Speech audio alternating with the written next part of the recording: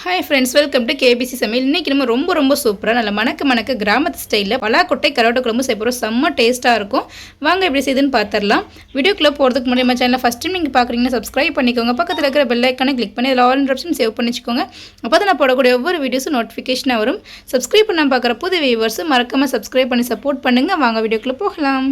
இப்போ கரோட்டை குழம்பு வைக்கிறதுக்கு அடுப்பில் மண் சட்டி வச்சுருக்கிறேன். ஒரு 3 ஸ்பூன் அளவுக்கு எண்ணெய் சேர்த்துக்கலாம். எண்ணெய் சேர்த்துச்சு நல்லா சூடாகி வரட்டும். நல்லா சூடாகிடுச்சு. ஒரு 1/4 ஸ்பூன் அளவுக்கு வெந்தயம் சேர்த்துக்கலாம். வெந்தயம் லைட்டாக பொரிஞ்சு வந்து வரட்டும். வெந்தயம் லைட்டாக பொரிஞ்சு வர ஆரம்பிச்சிருச்சு. 1/4 ஸ்பூன் சீரகம் சேர்த்துக்கலாம். வெந்தயமும் சீரகமும் நல்லா பொரிஞ்சு வந்துட்டு ஒரு 1/2 கப் அளவுக்கு சின்ன வெங்காயம் எடுத்துருக்கிறேன். முழுசாக போட்டுக்கிறேன். நல்லா வதக்கி விட்டுக்கலாம். வெங்காயம் நல்லா கண்ணாடி பதம் வர அளவுக்கு வதக்கி விட்டுக்கலாம். கருவாட்டு குழம்புக்கு வந்து சின்ன வெங்காயம் சேர்த்து செய்யும்போது டேஸ்ட் ரொம்ப சூப்பராக வந்துருக்கும். இந்தளவுக்கு லைட்டாக வதங்கினதுக்கப்புறம் ஒரு 10-12 பல் போல் பூண்டு சேர்த்துப்போம். அதையும் சேர்த்து நல்லா வதக்கி விட்டுக்கலாம். நான் இன்றைக்கி கரோட்டை குழம்பு நல்லெண்ணெயில் தான் செஞ்சுருக்கிறேன். டேஸ்ட் ரொம்ப சூப்பராக இருக்கும். நல்லா வாசமாக இருக்கும். இப்போ பூண்டும் வெங்காயமும் நல்லா வதங்கி வரணும். அந்தளவுக்கு நல்லா வதக்கி விட்டுக்கலாம்.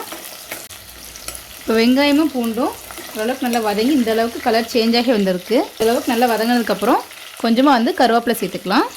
2 பச்சை மிளகாவை பாதியாக கீரி வந்து வச்சுருக்கிறேன். அதையும் சேர்த்துப்போம். அதையும் சேர்த்து நல்லா வதக்கி விட்டுக்கலாம். நீங்கள் கரோட்டை குழம்பு வந்து நல்லெண்ணெய் சேர்த்து வச்சு பாருங்கள். டேஸ்ட் சும்மா சூப்பராக இருக்கும். இந்தளவுக்கு நல்லா வதங்கினதுக்கப்புறம் ஒரு தக்காளியை வந்து நீளமாக கட் பண்ணி வச்சுருக்கிறேன். அதை கூடவே சேர்த்துப்போம். இப்போ அதையும் சேர்த்து நல்லா வதக்கி விட்டுடுவோம். இப்போ வதக்கி விட்டாச்சு. நான் வந்து ஒரு கத்திரிக்காவை எடுத்து இந்த மாதிரி 4 கட் பண்ணி வச்சுருக்கிறேன். அதை சேர்த்துப்போம். நல்லா பிஞ்சு கத்திரிக்காவை சேர்த்துக்கோங்க. டேஸ்ட் ரொம்ப சூப்பராக இருக்கும். இது கூட வந்து ஒரு வாழைக்காவை தோல்லாம் எடுத்துகிட்டு சின்னதாக இந்த அளவுக்கு கட் பண்ணியிருக்கிறேன். அதையும் இது கூடவே சேர்த்துப்போம். ஒரு சின்ன உருளைக்கிழங்கு இந்த மாதிரி பெருசாக கட் பண்ணியிருக்கிறேன். அதையும் இது கூடவே சேர்த்துப்போம். ஒரு பாதி முருங்கைக்காய் ஒரு 5 துண்டு இருக்கிற அளவுக்கு அதையும் இது கூடவே சேர்த்துக்கலாம். இப்போ எல்லாத்தையும் சேர்த்து நல்லா வதக்கி விட்டுருவோம். நான் இன்றைக்கி கத்திரிக்காய், முருங்கைக்காய், வாழைக்காய் எல்லாமே வந்து சேர்த்துருக்குறேன். உருளைக்கிழங்கு எல்லாமே டேஸ்ட் ரொம்ப சூப்பராக இருக்கும். நீங்கள் எந்த காய்கறி உங்கள் வீட்டில் இருக்குதோ அதை நீங்கள் சேர்த்துக்கோங்க. இப்போ இந்த எண்ணெயிலேயே நல்லா வதக்கி விட்டுடலாம். கொஞ்சம் எண்ணெயிலேயே லைட்டாக வதக்கியாச்சு. இது கூட வந்துட்டு இன்றைக்கி வந்து சக்கப்பழ கொட்டை வந்து எடுத்துருக்கிறேன். மேல் தோலிலாம் எடுத்துகிட்டு நல்லா வாஷ் பண்ணி எடுத்துருக்கேன். 2 கட் பண்ணி வச்சுருக்கிறேன். அது இது கூடவே சேர்த்துப்போம். நம்ம கருவாட்டு குழம்புக்கு வந்து சக்கப்பழ கொட்டை சேர்க்கும் போது டேஸ்ட் ரொம்ப சூப்பராக இருந்திருக்கும். அதையும் சேர்த்து நல்லா வதக்கி விட்டுடுவோம். இப்போ இந்த எண்ணெயிலையும் சேர்த்துருக்க காய்கறி எல்லாமே நல்லா பாதி அளவுக்கு வதங்கி வந்து வரணும். கத்திரிக்காயில் உள்ள தோல் எல்லாமே நல்லா வதங்கி செவந்து சுருண்டு வந்து வரணும். அந்தளவுக்கு இந்த எண்ணெயிலே வதக்கி விட்டுக்கலாம். ஸ்டவ் லோ ஃப்ளேம்லேயே வச்சுப்போம். பாருங்கள், இந்தளவுக்கு நல்லா வதங்கிட்டு கத்திரிக்காய் எல்லாமே இந்தளவுக்கு நல்லா தோல் எல்லாம் சுருங்கி வந்து மாதிரி வந்திருக்கு. இந்தளவுக்கு வதங்கினா போதும். இப்போ தேவையான அளவுக்கு உப்பு வந்து சேர்த்துப்போம். 1/2 ஸ்பூன் வத்தல் தூள். நம்ம கடைசி வரை கொஞ்சம் தாளிக்க வேண்டியது இருக்குன்னு பார்த்து சேர்த்துக்கோங்க. இப்போ 2 சேர்த்து நல்லா வதக்கி விட்டுடுவோம். இந்தளவுக்கு நல்லா வதங்கி வந்துட்டு கத்திரிக்காய் எல்லாமே நல்லா 3/4 வெந்ததுக்கப்புறம் நம்ம புளித்தண்ணி வந்து சேர்த்துக்கலாம். நான் வந்து ஒரு நெல்லிக்காய் சைஸ் அளவுக்கு புளியை ஊற போட்டு கரைச்சி வச்சுருக்கிறேன். அதை வந்து சேர்த்துப்போம். நல்லா மிக்ஸ் பண்ணிவிடுவோம். இப்போ ஸ்டவ் லோ ஃப்ளேம்லேயே வந்து வச்சுப்போம். இப்போ ஒரு க்ளீனான மிக்ஸி ஜாரில் ஒரு 1/2 கப் அளவுக்கு தேங்காயை கட் பண்ணி வச்சுருக்கேன். அதை சேர்த்துப்போம். 1/4 ஸ்பூன் மஞ்சள் தூள், 1 ஸ்பூன் குழம்பு மசாலா அது இது கூடவே சேர்த்துப்போம். இப்போ கொஞ்சமாக தண்ணி சேர்த்து நல்லா ஃபைன் பேஸ்ட்டு அரைச்சி எடுத்து வந்துடுவோம். இப்போ இந்தளவுக்கு நல்லா ஃபைன் பேஸ்ட்டு அரைச்சாச்சு. இப்போ நம்ம அரைச்சிருக்க தேங்காய் மசாலா பேஸ்ட்டை சேர்த்துக்கலாம். இப்போ எல்லாத்தையும் சேர்த்தாச்சு.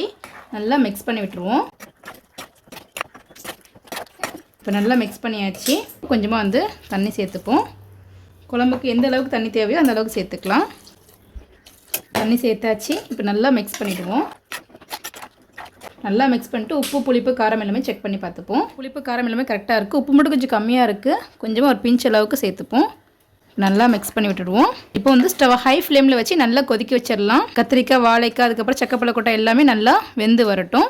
ஒரு 15 நிமிஷம் கிட்ட ஆயிடுச்சு.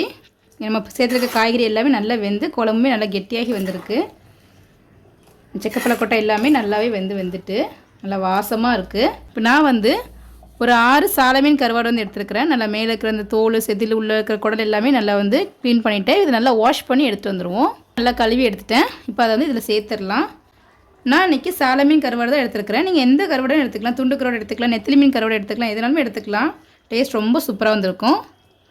நல்லா ஜென்டலாக மிக்ஸ் பண்ணியிருப்போம். இப்போ நல்லா மிக்ஸ் பண்ணியாச்சு. ஸ்டவ் லோ ஃப்ளேம்லேயே வந்து இருக்கட்டும். இதுக்கு தாளிச்சிடலாம். இப்போ அடுப்பில் ஒரு சின்ன கடாயை வந்து வச்சுக்கலாம். ஒரு 2 ஸ்பூன் அளவுக்கு எண்ணெய் வந்து சேர்த்துக்கலாம். நான் தாளிக்கிறதுக்குமே வந்து நல்லெண்ணெய் தான் வந்து எடுக்கிறேன். எண்ணெய் நல்லா சூடாகி வரட்டும். நல்லா சூடாகிடுச்சு. நான் வந்து 10 சின்ன வெங்காயத்தை நல்லா 1 2 தட்டி வந்து வச்சுருக்கிறேன். அதை வந்து சேர்த்துப்போம். ஏற்கனவே குழம்பு தாளிக்கும் போதே சின்ன வெங்காயம் எல்லாமே சேர்த்துருக்கோம். ஃபைனல் அந்த மாதிரி தட்டி தாளிக்கும் போது டேஸ்ட் ரொம்ப சூப்பராக இருக்கும். நல்ல வாசமாக இருக்கும். நல்லா வதக்கி விட்டுடலாம். இப்போ லைட்டாக வதக்கினதுக்கப்புறம் 10 12 பூண்டை வந்து தட்டி வச்சுருக்கேன். அதையும் சேர்த்துப்போம். இதில் வந்து சக்கப்பழ கொட்டை, அதுக்கப்புறம் வாழைக்காய், உருளைக்கிழங்கு எல்லாமே சேர்த்துக்கிறேன். வாய்வு வரக்கூடாதுன்றதுக்காக பூண்டு எக்ஸ்ட்ராவே நான் வந்து சேர்த்துக்கிறேன். நல்லா வாசமாகவும் இருக்கும். சேர்த்து நல்லா வதக்கி விட்டுடுவோம்.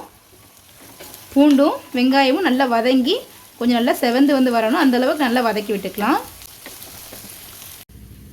பாருங்கள், வெங்காயம் பூண்டு சேர்த்து இந்தளவுக்கு நல்லா வந்து செவந்து வந்து வர ஆரம்பிச்சிருச்சு. நம்ம வந்து கருவேப்பிலை சேர்த்துக்கலாம். அதையும் சேர்த்து நல்லா வதக்கி விட்டுடுவோம். நீங்கள் வந்து மீன் குழம்பு, கருவாட்டு குழம்புக்குலாம் இந்த மாதிரி ஃபைனலாக நீங்கள் தாளித்து போட்டு பாருங்கள். டேஸ்ட் ரொம்ப சூப்பராக இருக்கும்.